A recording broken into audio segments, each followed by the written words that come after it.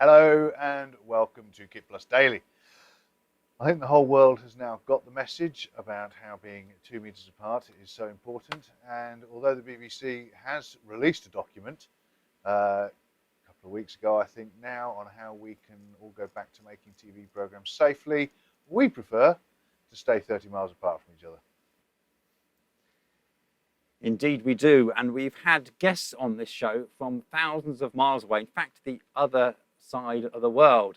Catch up on all the previous shows on the daily playlist, either on YouTube or on kitplus.com/video.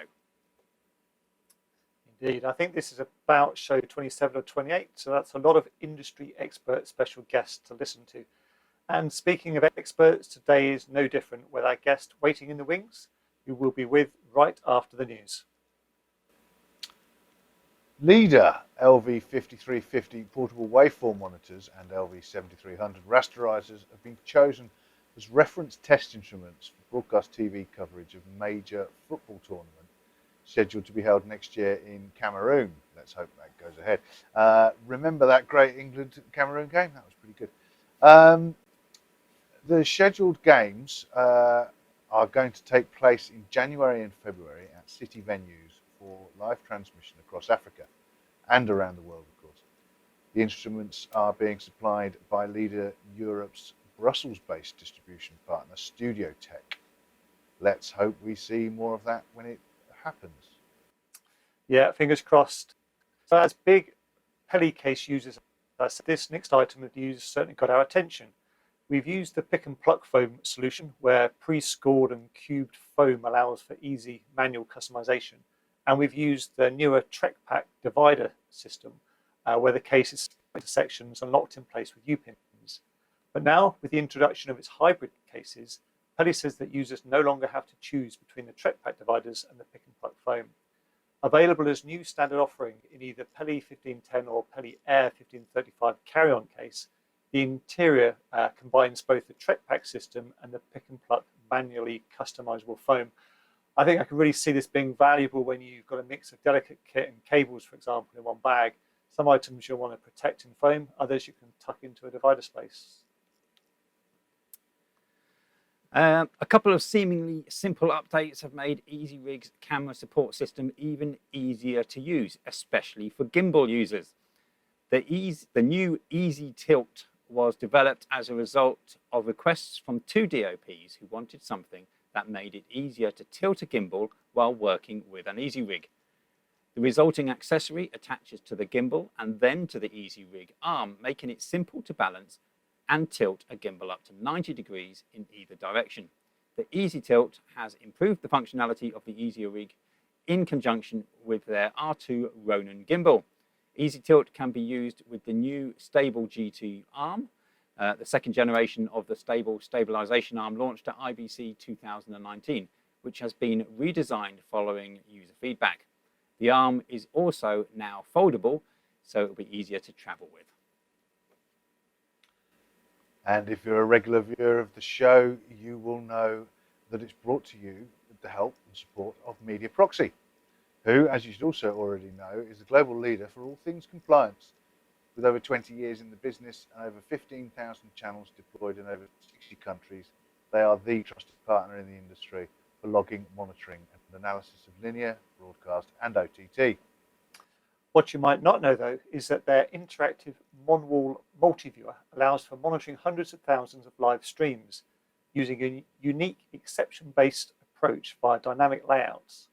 Mixing compressed and uncompressed streams, as well as transport stream analysis, all via one interactive interface, opens up new workflows, especially for remote workflows.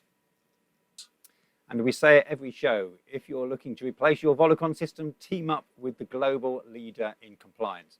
For more information, of course, check out their website. And before we meet our guest, we were tipped off about a neat little invention from a rental house. Have a quick look at this short video. My name is Alex Stone, and in this video I want to talk to you about a new product. It's not the Canon C500 Mark II, but an accessory that I've developed to go along with it and the C300 Mark III, a compact Vlock plate. This is of course just a 3D printed prototype, but the final version will be machined out of aluminium. It attaches to the camera via 2 captive bolts, as you can see here. It features a 10 amp DTAP for powering all of your accessories. It powers the camera via a low profile XLR, and of course it does not obstruct any of the buttons or inputs or outputs on the back of the camera. The plate's compact design still lets you use standard Canon batteries, enabling hot swapping of your Vlogs. And yes, if you are wondering, this prototype does indeed work. So, hi to Alex Stone of the Full Frame Camera Co. So we've just seen that you've developed this nice little V-mount adapter for EOS cinema cameras. Tell us a little more. Well, I'd hardly say I invented the Vlock. I think Sony might be filing a lawsuit if I claimed that. But I've developed a solution that uses a Vlock plate for the Canon C500 Mark II and C300 Mark III. I've got it here actually. Cool. I mean, you've seen the video, but it's just a nice compact plate that fits on the back of the camera, really. I mean, I guess the reason I designed it was we've got these in rental, and unless you're using the EU V2 extension unit from Canon, which is about 1,500 quid or 1,200 quid, something like that, about that long, unless you're using that, there's no way of powering the camera with Vlock batteries, which is kind of a pain if you've got a set of Vlocks and the camera only comes with one Canon battery. So that was really the sort of catalyst to me deciding to make this, really. So you've mentioned Vlocks. For those who don't know, what's the benefit of using a Vlock? And what are there any other alternatives to this solution out there? So I mean, a Vlock battery like this, they're really sort of the industry standard battery. You could use these on any kinds of cameras. Canon, Arri, Red, whatever. If it's got a Vlock mount on it, you can power your camera with one of these batteries. You can even power lights, monitors, and so on with them instead of a proprietary battery specifically for that one camera.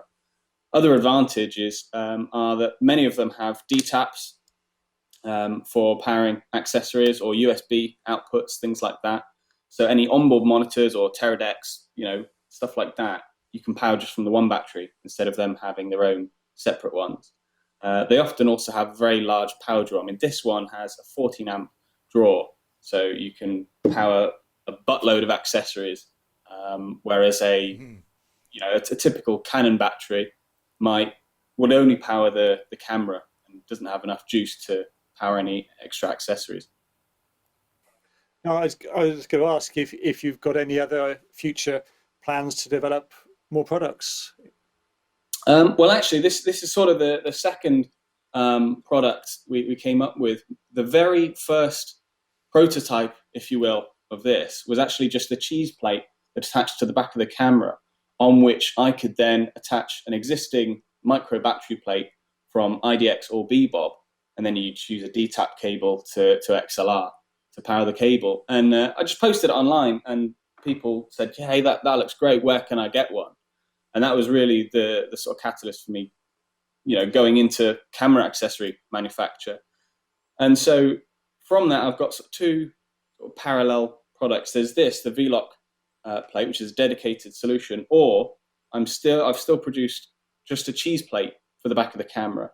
So you could use that to attach all your accessories, whether that's a Teradek, a radio mic receiver, anything you want. It's full of holes to attach whatever you want, but also it's still threaded, so that if you already have a BBOB or an IDX micro battery plate, you can still attach that to the back of the camera. So it's kind of got the dual function of being an accessory plate or a battery plate, depending on your needs for that day. So I guess that leads us on to when's it going to be available, I guess, and if you've got a rough idea what end users could expect to pay for it.